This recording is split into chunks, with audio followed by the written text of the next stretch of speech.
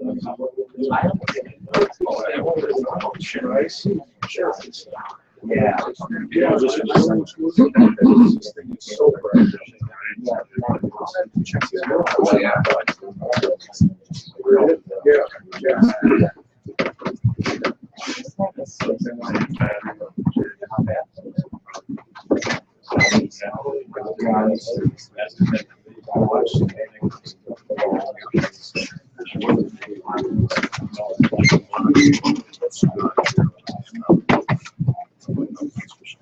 All right. Hey, good night. Hey, I'll see you out there at night. All right.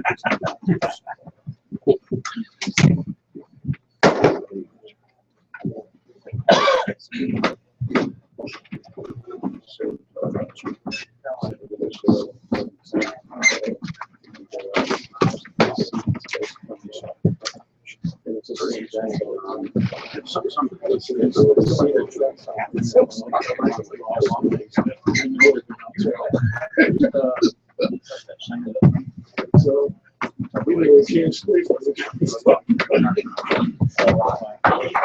Oh, is it? What's in the shop?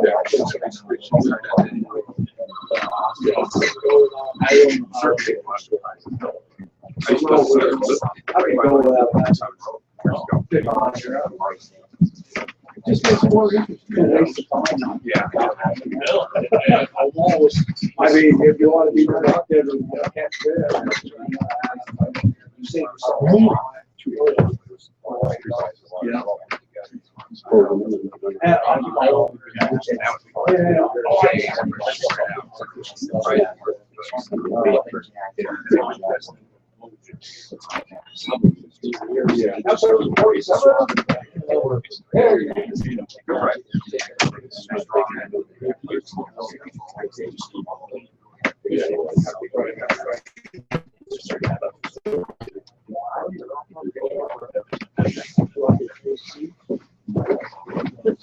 Oh, pretty much.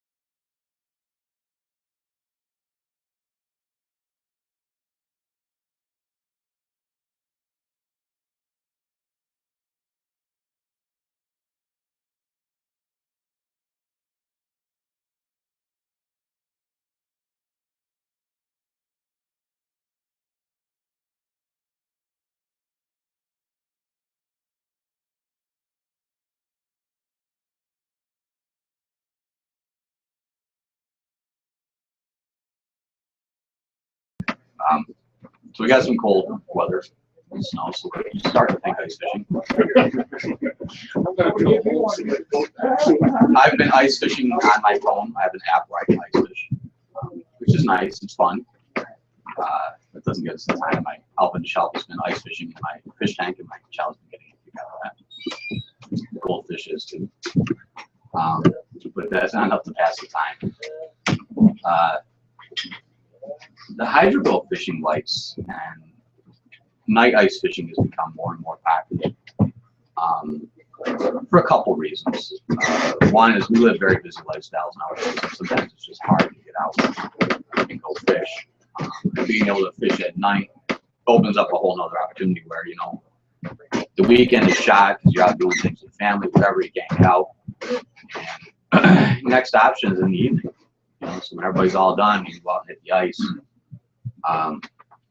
Ice fishing at night has got a couple things you have to keep in mind, a couple dangers that daytime fishing doesn't have. You don't have that ability to see bad ice real well, or you don't have that ability to really get a good bearings on the lake. where you're going. So if you do go night fishing, unless you're super familiar with the spot and you have it on GPS, you know how the ice is, it's always best to get started before dark. When I'm going out, I got a couple small bodies of water that have spring holes and things that cause some sort of danger. And so I like to go out in that final 2 hours, 3 hours before dark and start to get set up. The premise behind using ice fishing light like hydro here is you're actually creating a feeding environment for the fish, the crappie and the bullhead. They're being attracted to the light, but it's not as much they're being attracted to the light, they're being attracted to what comes to the light. I've used these lights for bullhead, crappie, and smelt, but I've also used it to attract trout, like rainbow trout and lake trout. Rainbow trout you will typically catch them at night. There's not a lot of guys do, because not a lot of guys are out fishing at night. You also attract walleye in limited success in some of the bodies of water because we have smaller walleye populations. So basically what it does is, depending on the lake situation, I'll tell you about a couple different situations, is different colors of light are able to project farther in the water. Like a white light being placed below the ice only broadcasts a certain amount of distance, a very small distance away from the light source. A blue light spectrum goes a little bit farther, but it's not as bright. The green light spectrum goes the farthest, and it has the highest results from attracting microorganisms. And the whole thing starts out with the activation of the bugs, zooplankton, and also some of the bottom-living bugs. In muddy environments like Carter's Pond, for example, that's a small body of water in Washington County. It's got a real mucky bottom. And when you put the light in, and if that light's able to penetrate and get down to the bottom itself, like 20 feet of water, that light's able to reach the bottom. And when you look at your sonar screen, all of you guys here use flashers, whether it's a Markham or Humminbird or whatever. You typically see that solid red line on the bottom, right? Or whatever color your flasher set up for. If you're near that light, you're going to notice a lot of flickering on the bottom. You're going to notice like interference coming up off the bottom, and you would think it's fish. It's actually not. It's those organisms in the bottom coming to life and coming up and being attracted towards that light. And the longer that light sits there, you're going to see more and more interference. What you would think is interference at the bottom is actually more and more plankton and bloodworms and grubs coming off the bottom of the lake. The beautiful thing about that is as they become more active, the fish are sensing that vibration, sensing it, causing them to want to come investigate it. And so that's kind of how the process starts. And then as you're tracking larger fish, minnows are active at night. You know, they do find dormant places to hide, like in weeds and stuff like that. But if this body of water doesn't have weeds nearby, they are going to remain active because the fish that eat them are active as well. They got to stay active just to survive. So they do feed at night, and they are attracted to these bugs, and they're going to start doing that. And so you're beginning to build the buffet, I guess you could say, is you're beginning to build that food base for these other fish to come to. Now, it's not like a magical, I'm going to drill the hole and I'm going to put the light down, I'm going to fish next to the light. That's not what you want to do. The light is an attraction point. And you begin to create, the more lights you have, you increase your fishing area. In very limited circumstances, unless the fishing smells, they're not really near the light. So what it all starts out with is, we can talk about this at any point, you can ask questions, but you look into crappie and you try and find in that body of water the substrate that you feel they're going to be near, like a funnel point where the lake bottom comes up like this and the fish are going to want to be.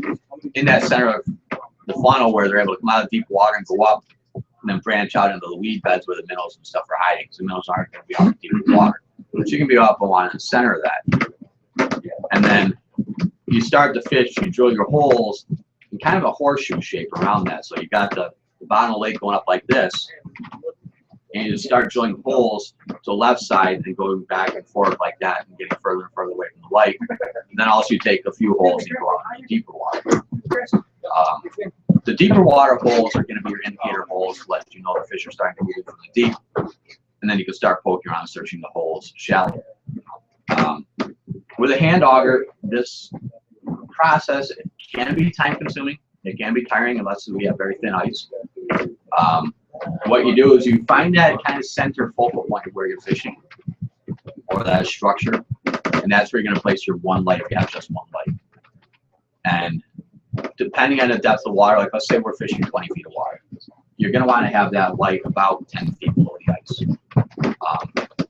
You picture that light as a sphere, as a ball, and that bulb is the center of that ball, and so you got to remember how far out that broadcast. So the farther down you go, you're getting the whole ball and reaching down towards the bottom. The closer up towards the top, you're just getting the sides and then a little bit of the bottom of that ball light. If you're in like 10 feet of water, maybe you hug it closer to the surface. You know, so you're not wasting all that light source down towards the bottom, and you're giving you a chance to broadcast out farther. So if you place it close to the bottom, you're smushing out all that light on the bottom, and you're broadcasting out the bottom. You kind of want to light up the whole area where you're at, or as much as you can. So what I like to do is I find that spot where I'm fishing, whether it's, you know, that they're coming out of the deep and they're sitting right there, or it's an underwater point, I like to put the light out towards the, like let's say go a couple yards, maybe 15, 20 yards out from the end of the submerged point. So the fish can come up from all those different sides, the 3 different sides. You put that in there, and you start drilling the holes around it. So what you do is you place the hole, lighten this hole here. And so you start drilling your hole pattern. So the first hole I do is one for the light, okay? And then I go no greater than 2 paces from that light, and I just start drilling the pattern. And then after that initial hole, a couple paces from the light, and then you go maybe 4 or 5 paces from the light, and you drill another hole. And you keep them kind of in line, and then you drill another set of holes in the middle of them to split up the difference of them. So it seems like a lot of holes and a lot of drilling and a lot of work. But the reason for it is once that sun goes down and that light is really starting to activate, you don't want to have any disturbance in that area, especially in 10, 12 feet of water at night. Because at night, the environments typically are quiet. Yeah, so if the fish hear a lot of noise, it's going to startle them, and they can feel the vibrations immense. You know, they can feel your butt walking across the ice. They can feel you pounding and dropping things in your sled. And it involves you to be a lot more quiet than you normally would be during the daytime. During the day, they hear four-wheelers, they hear power augers, they hear guys playing football on the ice, they hear guys dropping things in their shanty, they hear all that stuff through the ice. And if any of you have been swimming, you can hear things underwater. Even though we're just people, we can hear things above the surface. You think about how that magnifies the fish in the body through the lateral line system. So you want to make the area 100% set up before that. So you spend a little bit of time researching the area where you're fishing and determining exactly where you want to go. And then you start setting that up. In a couple instances, in just a single light setup, I had an area where I had a fair amount of weeds, but had good fish cover where the crappie could come out of the deep.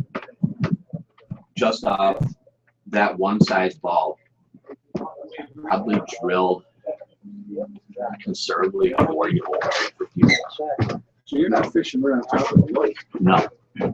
No, you're not fishing right on top of the lake, because that light is extremely bright. One thing I tell you not to do, never plug the light in and look at the bulb. Don't look at the bulb, especially at night. When you're taking it out of the ice or you're moving it, unplug the thing and then take it out. Just get them momentarily blinded. It is extremely bright. and it's very hard on the eyes. And once you see that, it's bad. And that affects the fish as well. You know, it's lighting up the area, it's illuminating the area, but it's extremely bright in their eyes, and they're not going to actually be able to come right tight to that. Aside from smell, smell will come, you know, within a couple paces of the ball, but they don't generally get that much closer. So it's, you know, 30, 40 holes, and what you do is,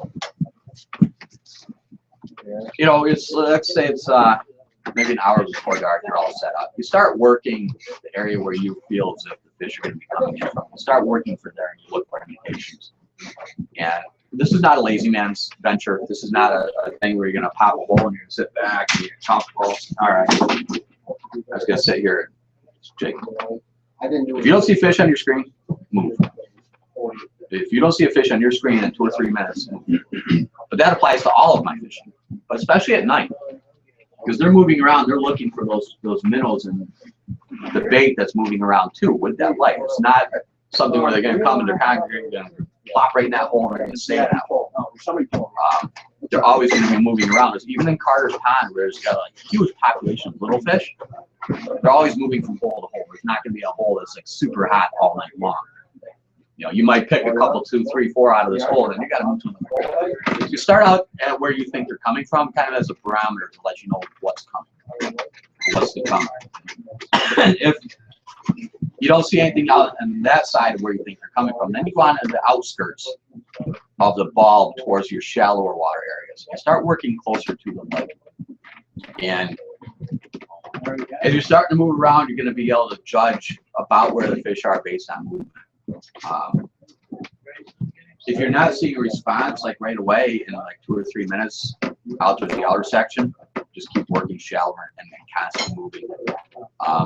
There's been times where Luke and I have been out fishing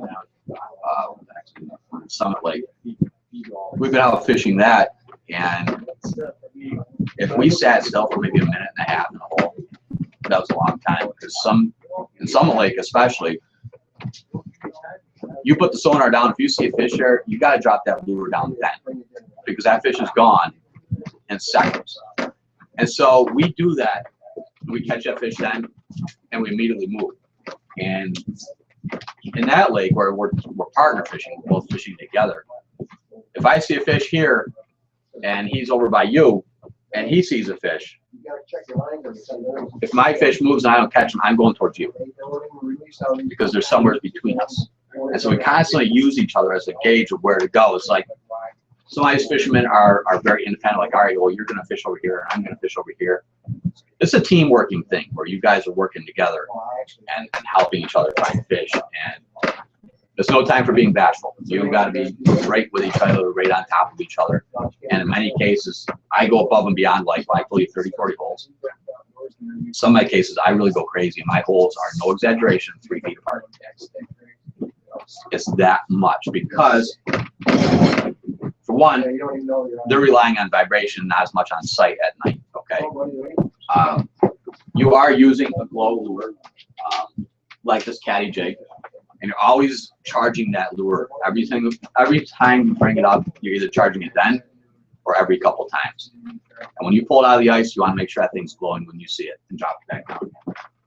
So you have to work really quick at it. It seems like a lot of work, but once you get going, it's actually a lot of fun, especially with a friend. It's like, hey, I got a fish here. I got nothing. So you go 2, 3 feet from the next thing you know, that fish he saw, he doesn't see anymore. You see it, you got it on the screen, you just pluck him out of the water.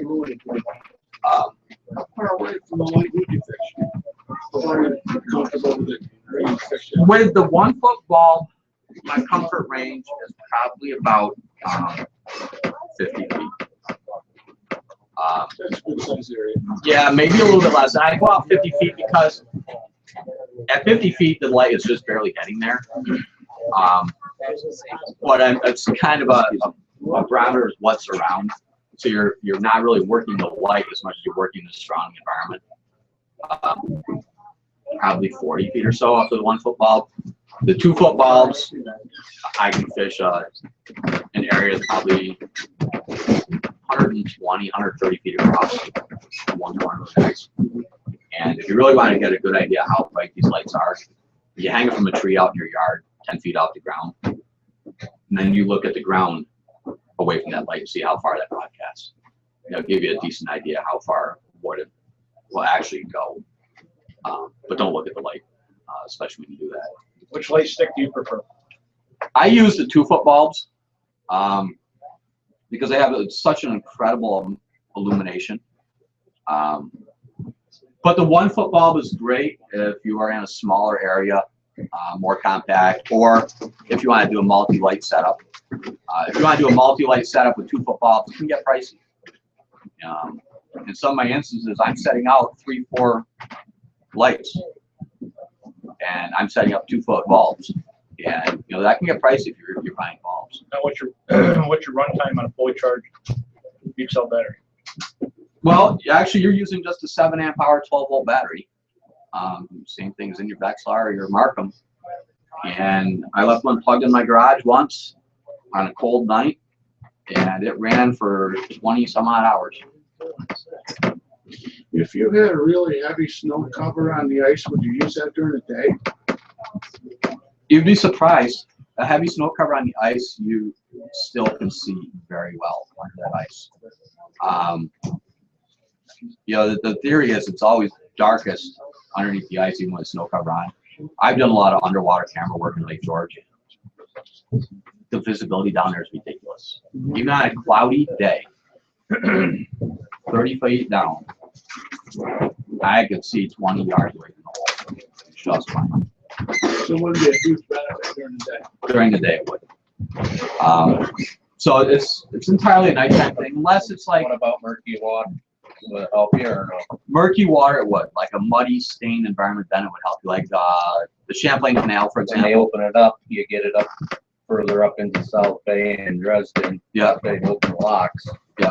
It really gets murky. And especially in the canal, like that murky water in the canal, that water is so loaded with nutrients and so loaded with bugs. That actually is going to help out a lot there because you're activating all that bugs and all that feeding. So that'd be good for like an early morning fishing trip. You know how you go out early mornings, you want to get set up before light. First thing you do, you find out where you want to fish, you drop the light. Any spot you go, the first thing you do is you drop the light. And we were talking about, a little bit about size batteries and how long you last and multi-bulb setups.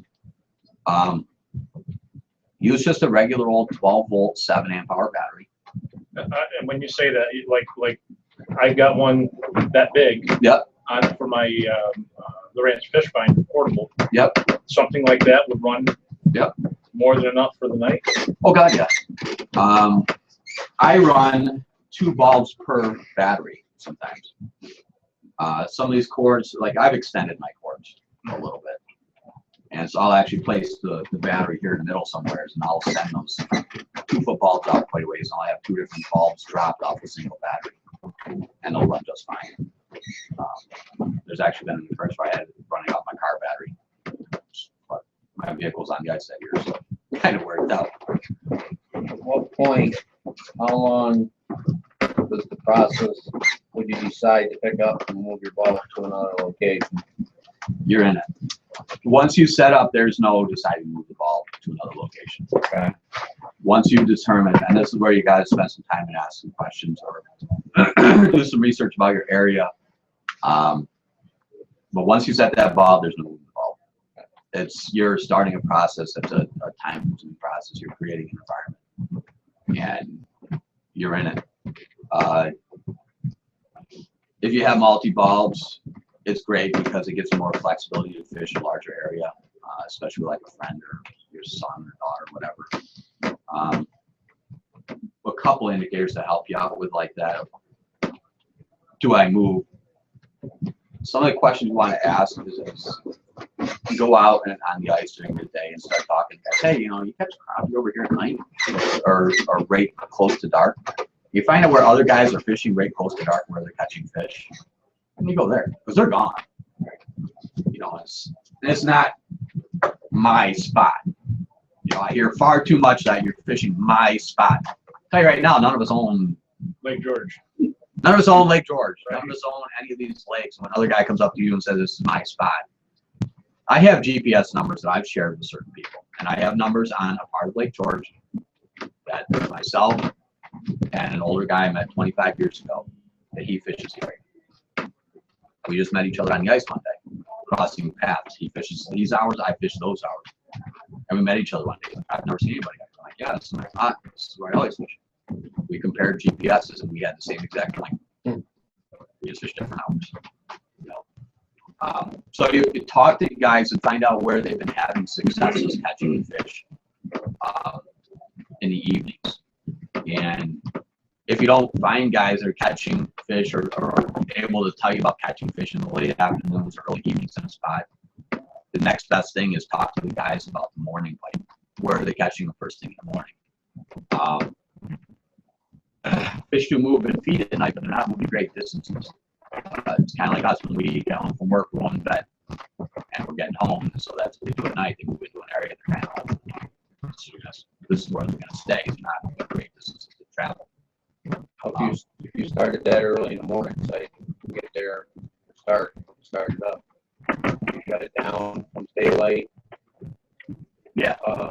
Yeah. Unless the water's super murky, like in your case, like canal or something like that, I would just leave it run all day. And you just kind of keep it running in that spot. So it's like a good way to get a gauge as to where to go is by asking other guys. Forget what you read about. A lot of these ice fishing magazines are reading stories about crappie goes suspended and they stay out deep, and in the winter they go out deep because of lack of oxygen. I realize most of what you're reading is not based on our area. It's not based on our farm. It's not based on our weed. It's not based on our feed style. I'm a seed. Always long. I still see green leaves. Just at the start of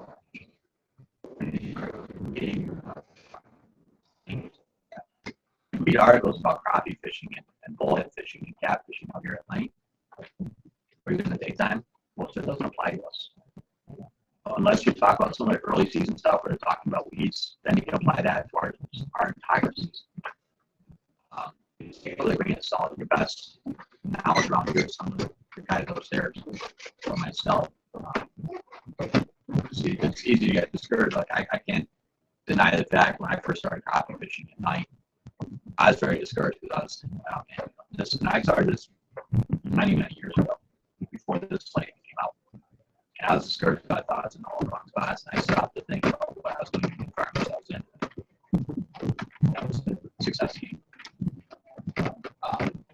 And I'm sure you mentioned much about the perch. How do perch like with the slate at night? Perch have a bedtime. Really? Perch have a bedtime. What about bluegills?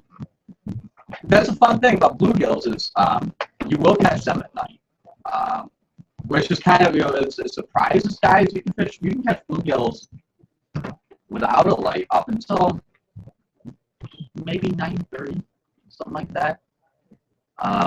Maybe 10. I've caught a few with a light. I fished till about 1 o'clock in the morning, and I've caught bluegills at night. And I've caught big ones at night. I've caught them on very large plastics. You use some plastics like this. You catch a big 8, 9 inch bluegills. Use one Summit Lake. Yeah, that's where I caught them at night. The biggest one I've caught in Summit is at night. The funny thing is I didn't catch those big ones during the day in Summit. I caught them all at night. And those ones were right around midnight.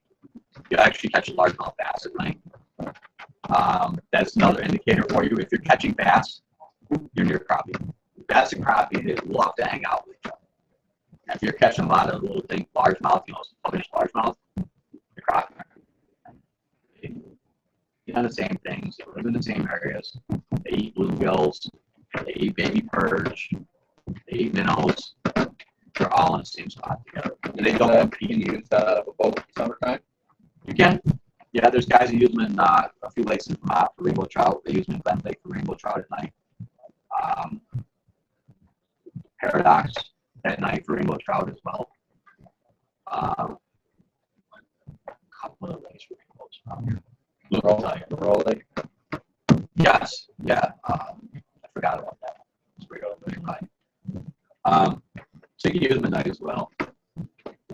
The lure selections at night, it's not much different than during the day, except for you're going to go for something that has a brighter glow color, something with a white pigment to it. White glows very well at night. If you're looking for the brightest to glow at night, red. A red glow pattern glows the brightest and lasts longest. There's something within the manufacturing of that paint that makes it glow brighter and longer than any other ones. Blues, not so much. You're going to have a difficult time with them at night. So red and whites, anything with a red glow is going to be your top choice. Baiting, it's kind of funny. It's if you're on a decent spot, you can do a live minnow close to bottom, and just like a regular tungsten teardrop or some of these new hug bugs, you put a minnow on there and just let it dead stick, and you'd be surprised the amount of fish you catch, especially bullhead. In Carter's Pond, you go to Carter's Pond, you put a dead stick rod on, and while you're jigging a hole, keep that dead stick a couple feet away from you. Just turn your headlamp over towards it once in a while, and you'll catch fish on edges dead stick while you're trying to jig active fish right next to it. Because your vibration and movement is bringing the fish towards your hole. If if there are fish there, you determine that this is a good hole of fish. You're getting your reaction, and they're like, oh, wait, I see movement. Oh, I see that.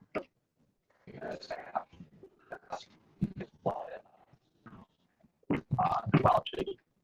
I've also caught a few bullhead while jigging, which is a pleasant surprise doing that. But that's sticking up a minnow right next to it is really good. And most guys, like, think about that stick, like just drop it, step up, and let it stick. That's the other thing you can do is to use your tip ups. And what you do if you're going to use tip ups at night, you're going to do it in a lighting environment. Set them at your perimeter. Like let's say we have two guys out, let's have tip ups. Now you got a good spread all around the outside. And as you guys are hopping around the whole hole, you can just spread toward the perimeter. Just take a quick look around, stick your headlamp around, look. Depending on the night, sometimes I don't even use a headlamp. You get a good full night, you can see everything just fine. But the tip ups and the minnows work really well up to the perimeter of the line. Other than that, you can try spoons if you determine already that the environment is active and you're very aggressive fish. I'll always start out with something small, something subtle, and little movement. And then you work your way up from there based on the aggression. All you ever use is like a caddy jig, like a teardrop here. In this situation, I don't fish it like this. I take the line and I pull the line like that so the knot is actually pointing this way. And that gives that jig the ability to shovel. If you have just strap it down like this lure is just going to pop straight up and down. It's all about knot manipulation. Anytime you have a teardrop like this, you just take your line, tie it on, and you got your knot here, tie your line, you pull it back like this, and you force that knot back that way. That'll cause that little shuffle and do a little bit different. If you pull it off to the side, it's going to cause it to spill. Every time you get a hit, you got to pull up, do your jig, and drop it back. What about using that as your upper hook, couple multi-hook setups, nighttime, single lure, single hook. Daytime, yeah, that would work fine. But nighttime, just a single lure, single presentation. The preferred bait is good old spikes, 2, 3, 4, 5 spikes. Something gooey. There's also some good all products. Imitation wax farms and imitation maggots. They actually have some glow patterns, glow colors that work well in that situation, and they work really good. You want them nice and white. nice and stinky. And they work as a really good alternative to using just regular spikes for webs. If you're trying different things other than spikes, and obviously just the head with the north south is a good alternative. The crappie like them, even a bullet that just in the stomach, for example. You want to try a swivel up about the knees to take out the lines. I never use any swivels ever.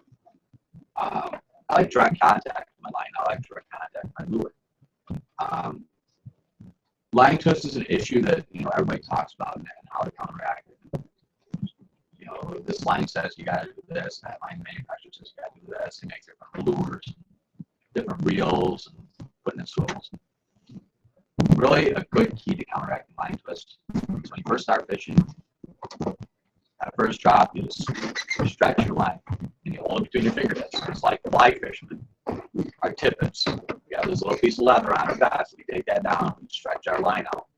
We got our tippet straight so when we're casting, it doesn't curl up on the surface of the river or the lake, right? I don't know if anybody here fly fishes, but that's what we do. And that's a very thin diameter line, isn't it? Extremely thin. Well, fishing with 2 and 3 pound line here, that's extremely thin too, and that's going to boil up really nice. So you stretch that between your fingertips, or that little piece of leather that you have from fly fishing. You stretch up between your fingertips as you drop it down. Your very first deepest hole. And that's going to get rid of a lot of that memory in that line. And if there's any memory left after that point, the first couple fish you catch, you can stretch that line out.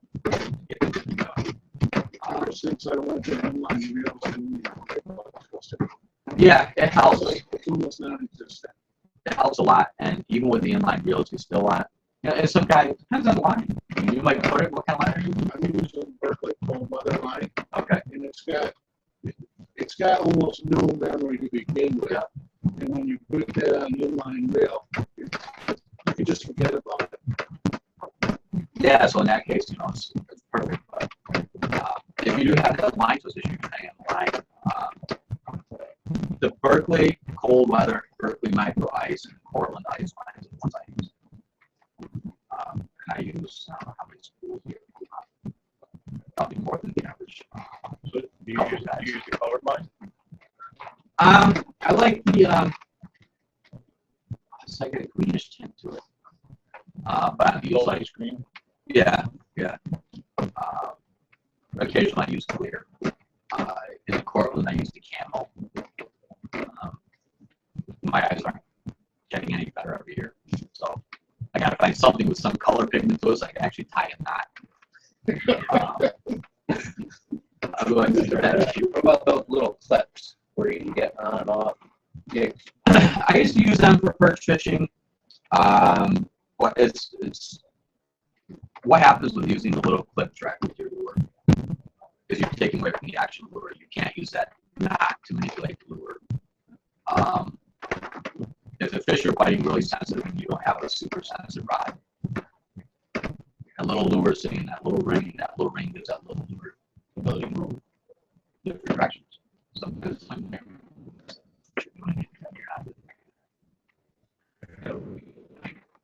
and a nice sensitive rod, you're going to feel everything. I've tried those little clips. And for a guy who doesn't have incredible eyesight, They're handy. well, I gotta disagree with you. Really? I found it easier to tie a knot than change the lure off the clip. Oh, my eyes must be worse then. I struggled with it for a little while. And I just It's an improved trialing knot. Yeah. Now, as far as rod selection, doing this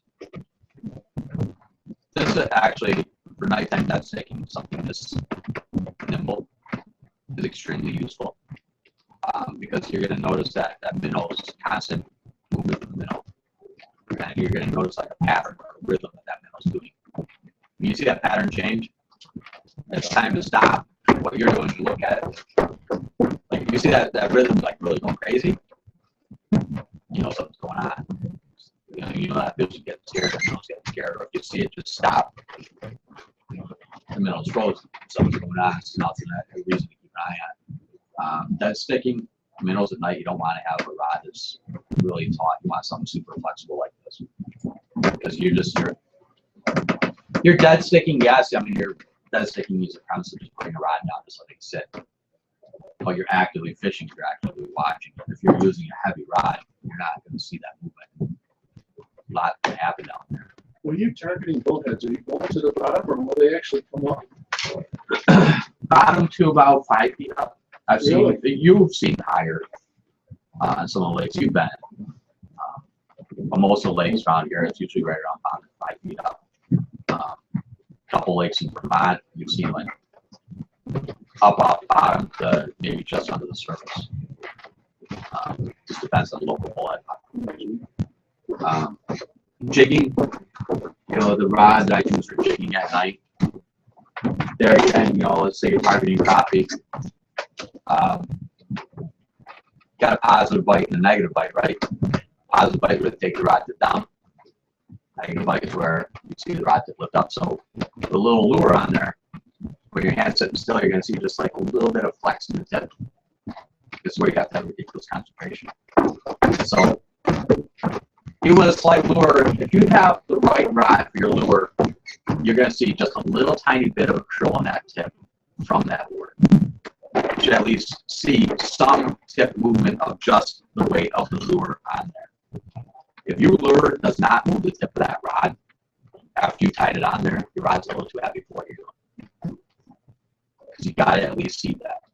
Because otherwise you're not going to see that negative bite. You're not going to see the tip of that rod go up. And that's where guys will take that medium action rod with a big giant guides on and put a spring bobber at the very end. But yeah, you got all the backbone in the world. The spring bobber's your indicator. I like spring bobbers. I like the use of them. Depending on, you know, what they are, the ones I typically like is like a big hooping coil. They take on the band, rod, your line goes to that. Other than that, I just strictly rely on a super sensitive rod to see that negative. That's going to help you pull way more fish on the ice, just having the right rod. I would say about 15 years ago, I started going with the absolute lightest rod I could get.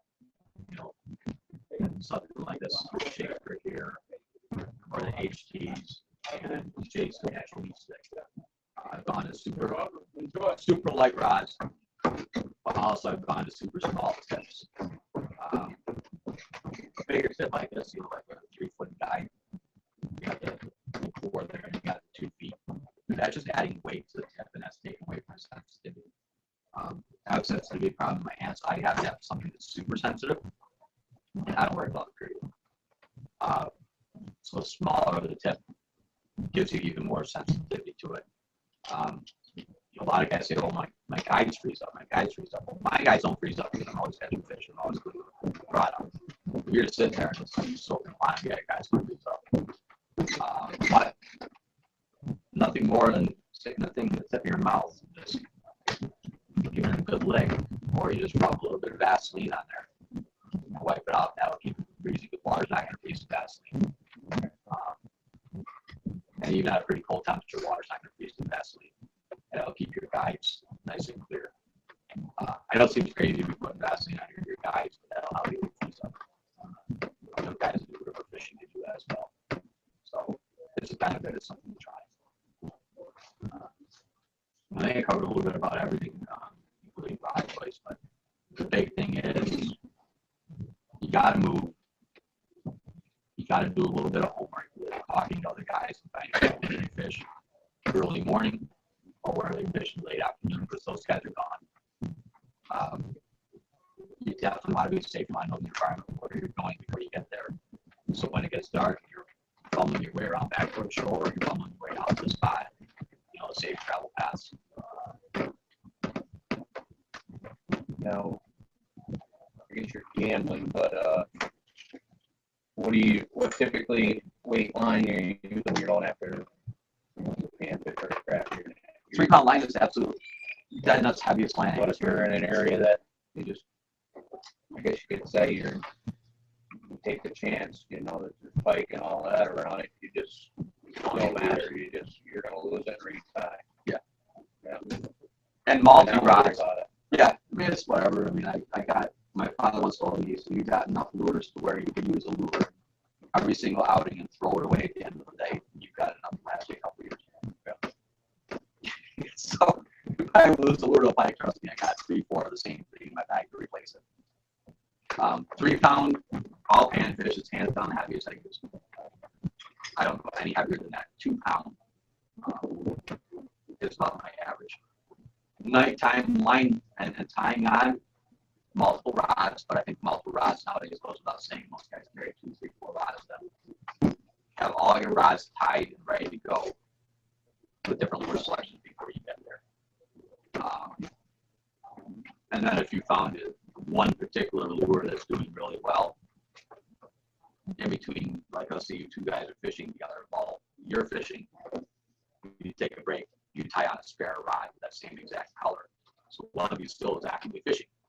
You're taking a break, tie on that spare rod. So now if either one of you break off, you both have the same exact lure tied on another rod, ready to go. So you can grab it or you can grab it. You don't miss any time fishing.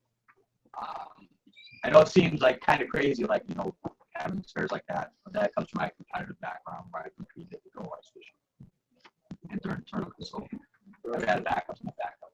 So for every lure I own 3 with the same exact size and the same exact color. So one for you, one for you, one for a spare. And when me and my friends fish together, there is no such thing as my lures and your lure. Whatever lure is fishing best, the guys I fish with, they don't go digging through the rocks to find the same thing I have. They use exactly what I like. Now you fish all night when you, what's the latest you fish? I fish till about 1:30, 2 o'clock in the Vegas. Do you find that the place slows down? It does. Yeah. Usually about midnight it starts to fade.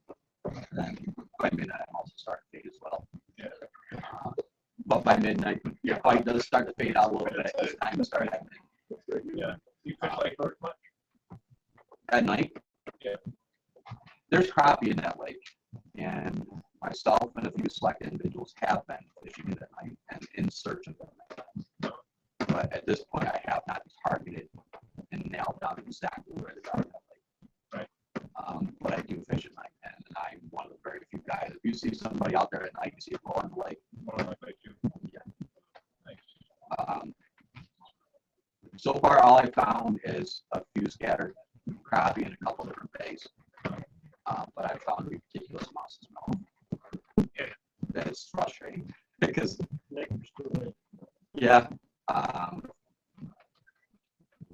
At nighttime on Lake George, I'm fishing about 32 feet of water. Right. Out looking for this fish. The crappie so far that I found in Lake George have been in the 30 range. And they've been suspended.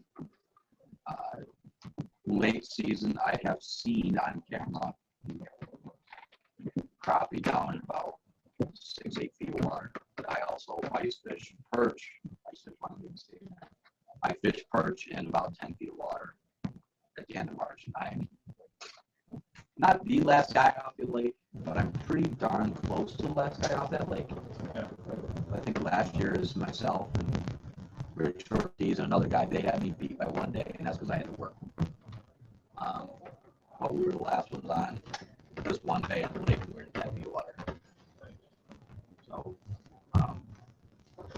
they're in that lake. It's just a matter of finding them. Once I find out where they are, it's going to spread.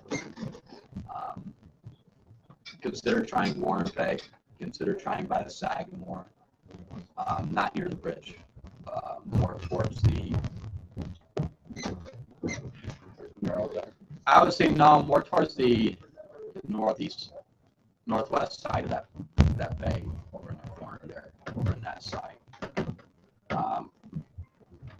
There's a bay just up from it, and we'd have to get a map. Just up from Ginger Cook. Just above Ginger Cook, there's a little bay there. Between Ginger Cook and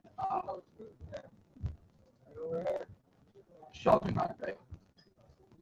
There's another little bay there. Shelving Rock Bay has got a couple good spots that I have attempted to try. I in that area. Tried some of those spots. Dunham's. Try and get in Dunham's where it breaks out in that 20 range and it starts to drop off. Because it stays kind of flat in Dunham's up towards the creek. But hug that shore on the left hand side as you're heading up. Don't go over towards the right hand side towards Marina. Try and hug that left hand shore. There's a nice, right as you come around the corner, it starts to drop really good. And then it spreads out. Try along that shore. If you don't find crappie spot on Lake George, just try different spots next to it. We'll eventually figure out where they are. They're so nomadic in that lake. And so few guys know about where they are. I've got a couple. One really close friend that he's got spots to go in the spring. We don't talk about it at all where that spot is. It's super shallow. Yeah. And they go there. But you can find them. Any other lakes you guys have questions about? I know Summit is a nice one. Yeah. How can you, and there are monsters in there, but I caught them in the summertime. By the bucket load. There's huge perch in there. Jack perch. Trying to find them in the wintertime over there is almost impossible. They roam Oh, a lot. I know they do. They don't sit still in that lake. Yeah. I can tell you exactly a detailed spot where to find them in summertime. No. I know about where Other than telling you. summertime, but Other than just telling you in Summit. but they're monsters. You get 15, 20 perch there is not uncommon. Go to the basin. They're probably suspended there. If they're that big. They do a little bit in the basin. Up bottom. They'll be about 3 to 5 feet out bottom. But it's a bottom with mostly muck. And when you have muck bottoms, they're coming up. They're swimming around and constantly moving and looking for something coming off the bottom. Otherwise, it goes straight across from the pump house. Gotcha. You know how the lake comes up like that, up that weedy area. Just come off that spot. The other weird one was fish smelt and bombazine.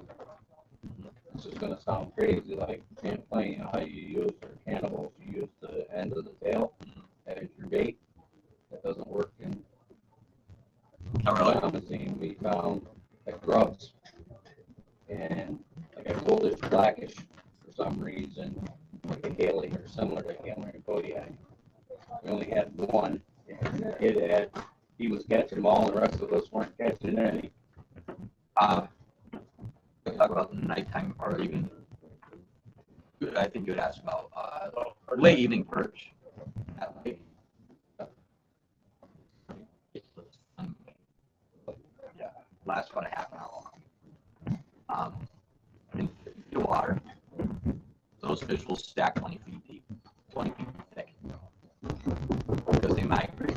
They go between the islands and the water. That real narrow stretch. And it requires a lot of holes.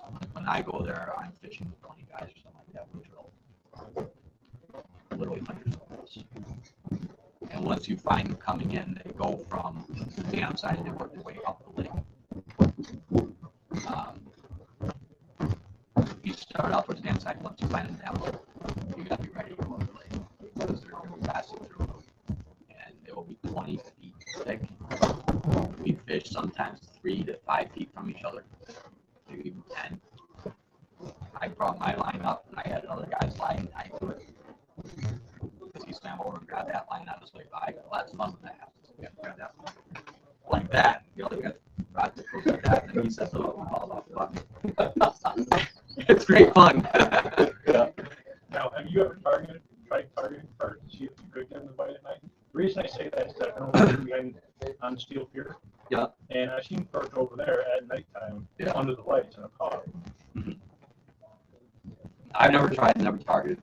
Okay. I do a lot of mullet fishing in the spring. And about an hour after there, I'll get a shot right down.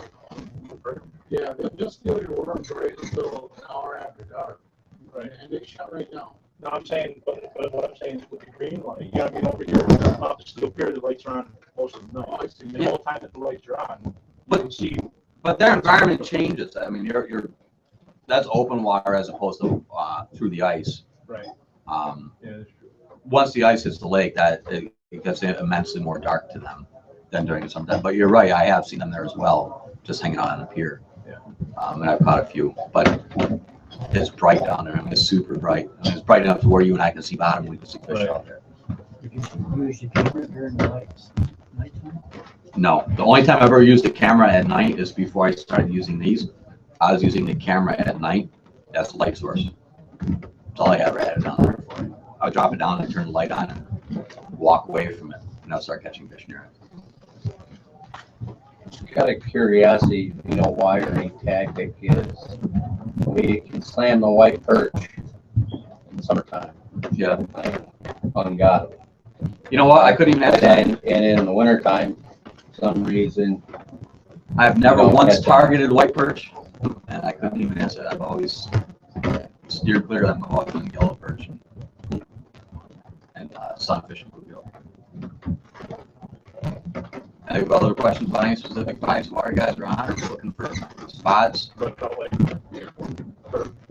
Trout Lake perch. That's a blue would be the best one for that. Blue would be the best one for that. Excuse me. I mean, fish Lake Lonely for black crappie. No. I have a couple guys have been asking me to go there. But if you guys have like an avionics app or something like that, use that as start helping you out. If you have like a body of water you like the fish, you got the app on your phone, help you take a look at it, help you narrow down some spots. But thank you very much, you guys. I hope you get out there and try it. It's a lot of fun, but get at least a couple balls. Just get in for the night and go with a friend. Yeah, it's super fun when you're fishing with a friend at night, because it's like you're always moving. You begin to compete against each other, which is a lot of fun. Like, oh, I got a fish here, and you're 3 feet away, and you don't got a fish, and then so you're sitting there and you're catching fish. Now you're going circles around him and trying to find out where the fish are around him. And then when you catch one, now he's got nothing. You just stole his fish.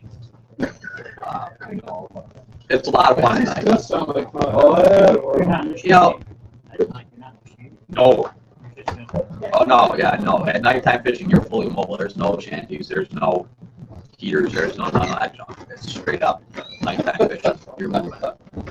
So if you got a lawn chair, you got a shanty, you got a heater, You know, fishing. stay at home on your couch, yeah. Which one of the lights did they get on sale here? I saw them. Well, That was the, 1 foot, right? yeah. 1 foot. Now, what would, they might have one up there. yeah, what would determine, or I guess we could say, is there any set? You know, I know you said you're fishing 10 or 20 feet of water, you could let it 10. Yeah. What dictates when would you know to, or just what type of fish you're trying to extract? Like with trout and all that, you hear that they're up, 2, 3, 4 feet under the ice.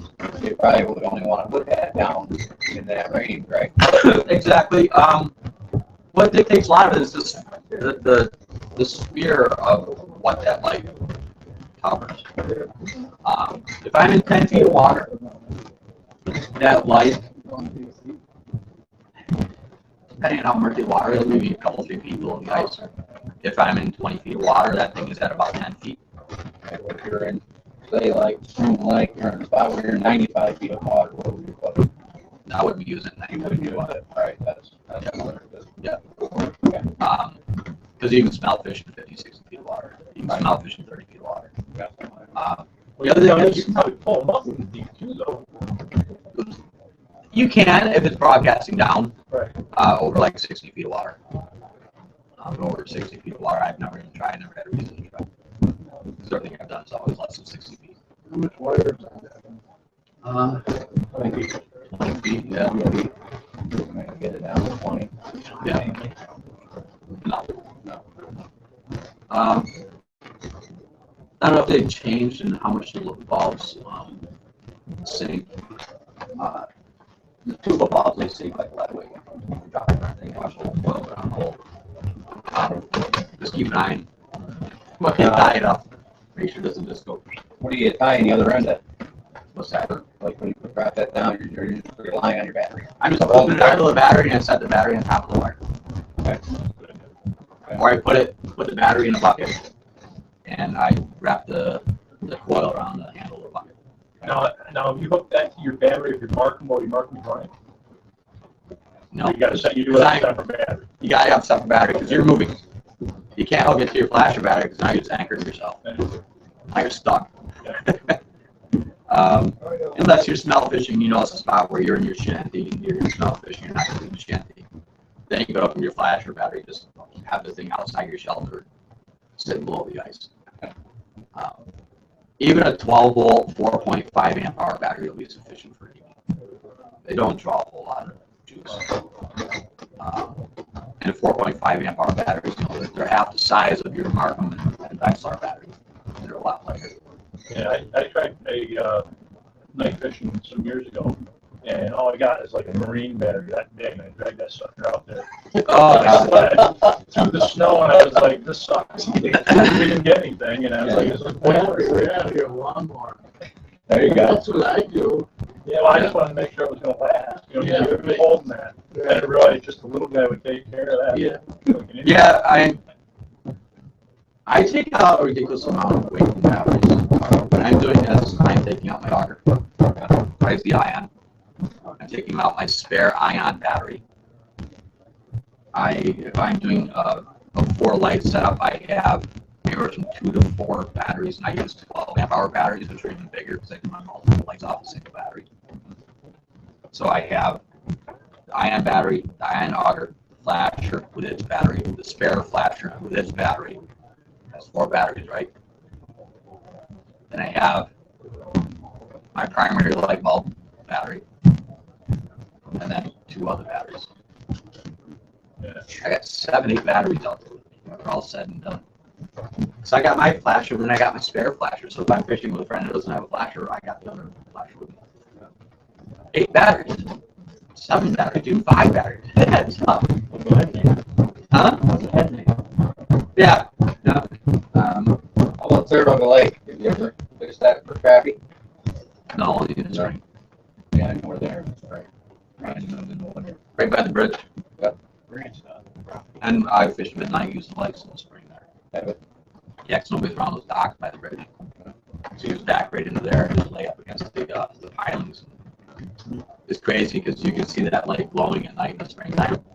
You can see the minnows chasing around the surface. Really? And it's usually the guy that's near the light. The guy has first chance. You know, first cast to catch them. But you see the minnows coming to that lake like crazy inside of the lake, especially by the bridge. Years ago up on Champlain by the Krusko, we used one of those lights for catfish and stuff down in the water, and probably about 8 feet down, and you can see it down there, and the minnows were there. They were just, it was like a tornado around. And minnows, they were about that far away from the lake, but they were just continuously. Yeah. So it's a thing that, you know, you're going to use in the wintertime, but you can use it in the spring, summer, and fall. It's not just a single season activity. It's just fun. It just increases opportunity, you know. Now, does it have to be used in the water, or can you use it, like if you're somebody bullhead fishing, can they hang it in the trailer? You know what I mean? Just that. No, because if your eyes get anywhere near the focus of that. No, but I'm saying, I mean, they put it behind you. Behind you, yeah. It doesn't have to be in the water. Correct, yes, behind you, yeah. But don't put it in your field of vision. I'm telling you, I plugged it in a few times indoors for caught a glimpse of it outdoors. And it's spots sitting in. You're seeing spots. It's rough. It really is. This guy goes a lot of applications year round. Right now, to get started, if you can pull one of your blowovers off of it. Oh, he has more right now. Yeah. Yeah. But just, you know, just those little LEDs is just fine. You know, little flashlights. You know, free cell battery ones. Yeah. Actually, they make a thing there that goes right on the handle of your pole. Yeah. It's got like a little strap on it, and you put on it, and it's for charging your blowovers. Yeah. Yeah, all kinds of cool. Well, I like that one. I just bought one out to Runnings that's got the LED light right where your finger is on there, and you have to put a button on the back of it. Just stick your little right something like that. I think you guys will have fun. I mean, done well. Oh, Nate, what about lake trout fishing in there? Never tried. Okay. And that's a topic Rich and I may have to pursue one of these days. I fished with Rich Ortiz. We may talk about doing that at some point. Just, I don't know. I like daytime fishing, maker, or running and gunning and moving it and bouncing. I may talk to him about that. I know daytime fishing lakers are just so much fun because you're always moving. Yeah. I mean, you're moving. We tried to make trout fishing. We just drove them in a couple buddies. You know, you get the Swedish pepper rotate on it. Yeah. Use the slasher. We tried to have no success. Yeah. And I don't know if Rich has done it. I just know we've had such good success, especially AS, because he's hands down the best local guy for jigging lake trout, bar none, in this part of the state, maybe in this part of the country. What's that? Rich Ortiz. Yeah, he's gonna be here talking today about fishing trout. He can put lakers and trout salmon on the ice at amazing levels. I've been pan fishing my entire fishing life as far as the ice and never spent any effort in lake trout, walking, things like that. I dare say the first outing with him I was already starting to fish.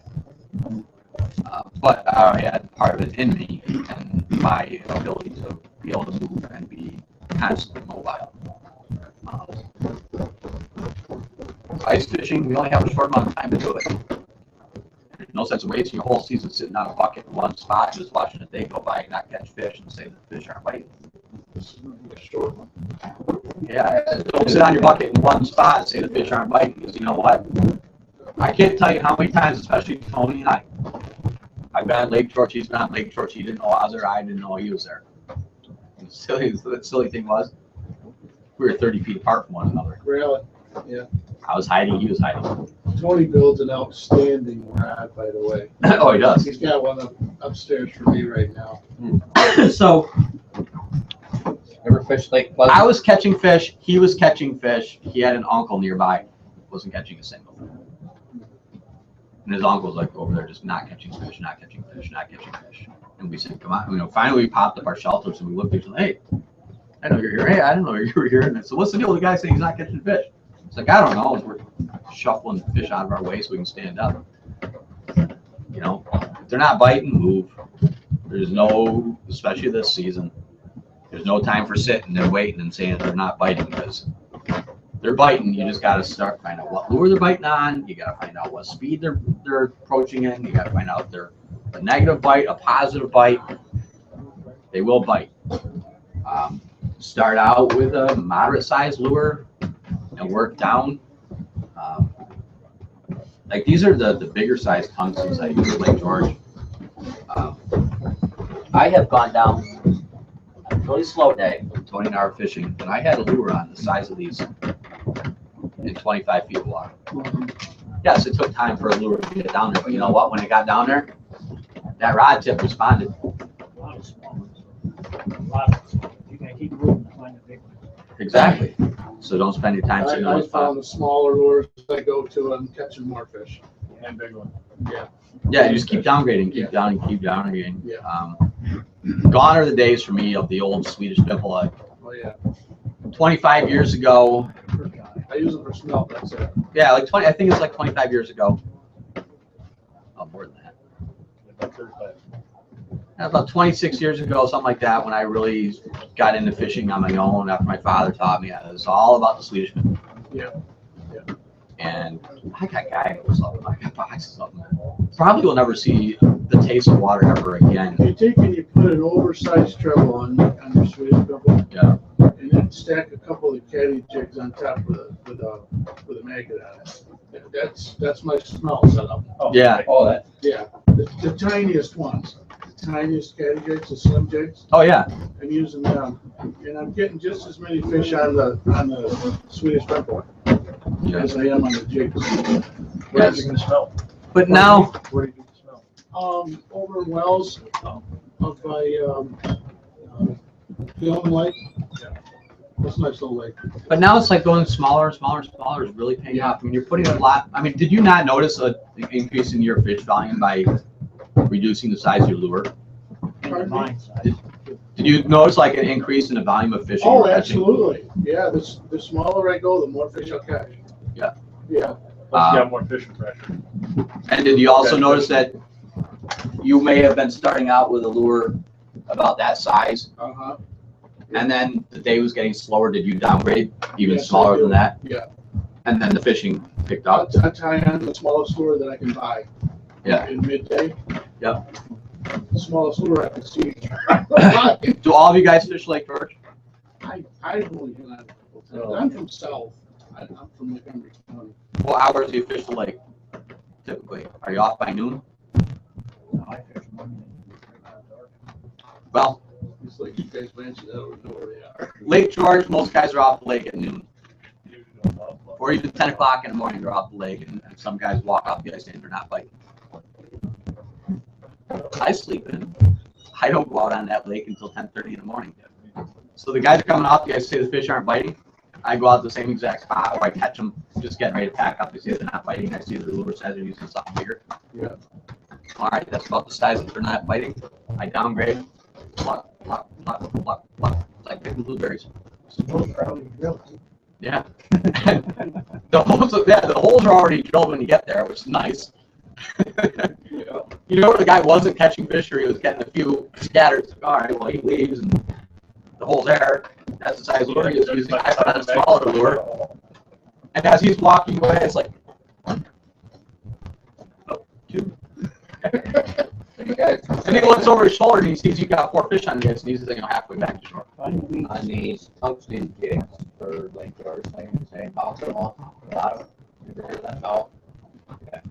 Stay out bottom. Stay off. Don't ever be afraid to work your lure 6 feet off the bottom. Seriously. I can lie. Yeah. Okay. They will be. It's funny. There'll be all kinds of different depths down there. Off bottom, 6 feet off bottoms. You're seeing fish on your sonar, right? Just like just on bottom and just flickering bottom. Actually,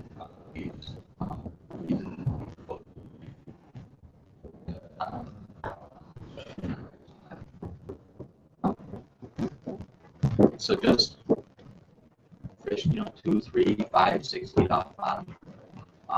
If you're seeing fish on the sonar screen and they're 2 to 3 and 4 feet off bottom, trust me, they're going to come 8, 10 feet off bottom to chase that lure, especially if they're super aggressive. You drop your lure down, you watch that thing. Once you get about 10 feet off bottom, you watch it, because you might see on a really active day, you're going to see that fish at the 4 foot meet you.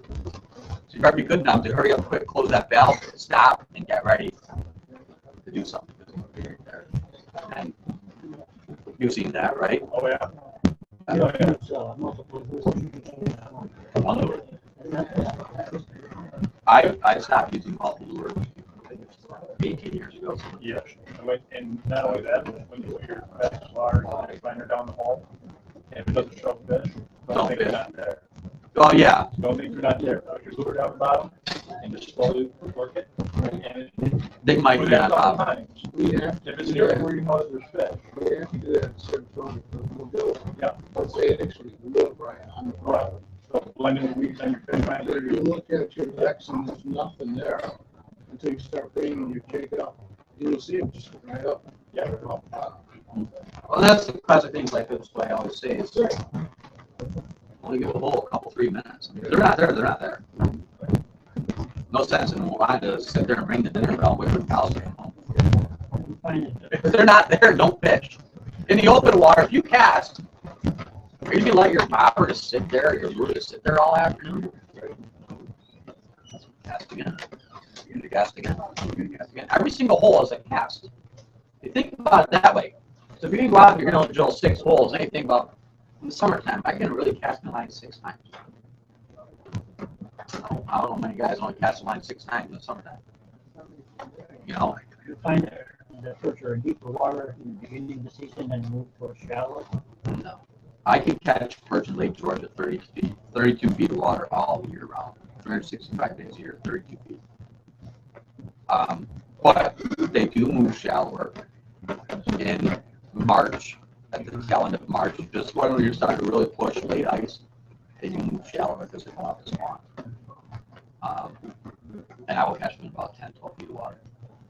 But even outside of that, I still can go back out to 31 feet of water and catch perch. But I'm going to catch more bigger perch in the shallow water, more mature females. Right, later in the season. And if you get perch in shallow water, good size ones, you find a lot of grub, white or black grubs, you know? Yep. That means they're resident perch. They live in that area. Yep. Yeah, because they don't get those grubs in deep water. Better off starting in the deep water. If you're looking for a nice bed. Like 32 feet, that's like Lake George, that's the magical number.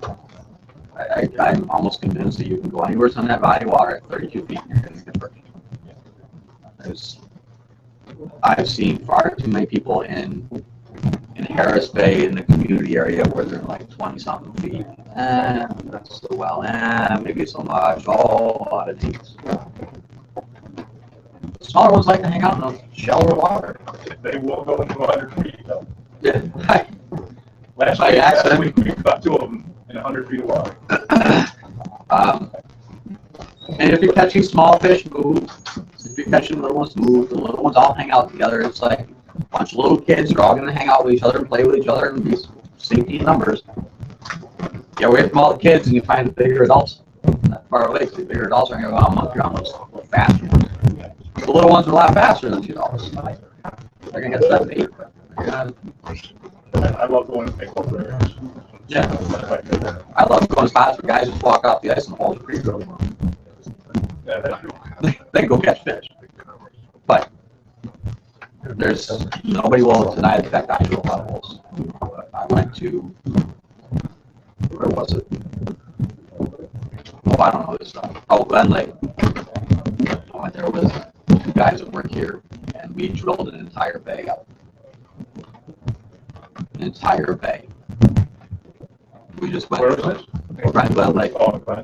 Because I was trying to find a crappie net lake and trying to figure out where they are. So they're, oh, let's just eliminate this entire bay. So we started out at the head of the bay,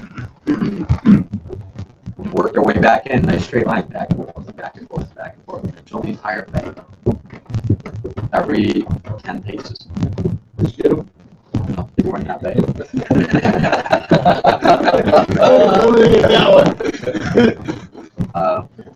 Is there some lakes, some places that you won't fish because of the?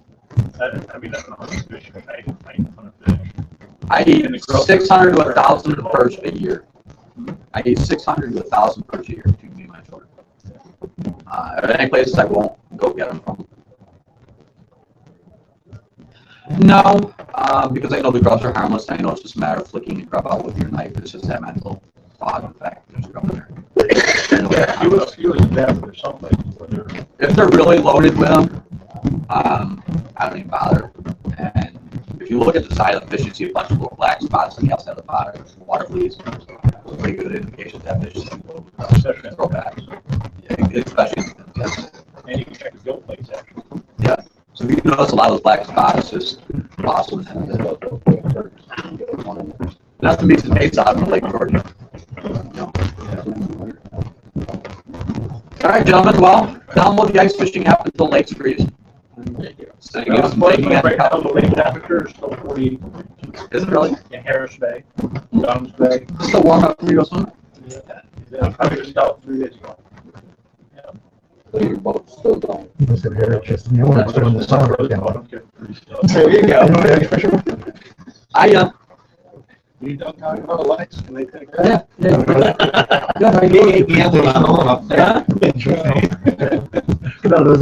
You're welcome. Good luck, guys. Yeah, okay. Thank you. Yeah, Yeah, good.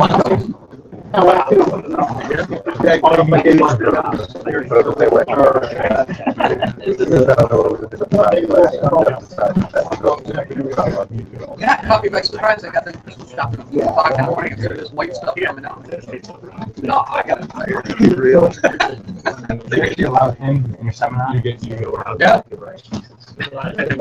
Well,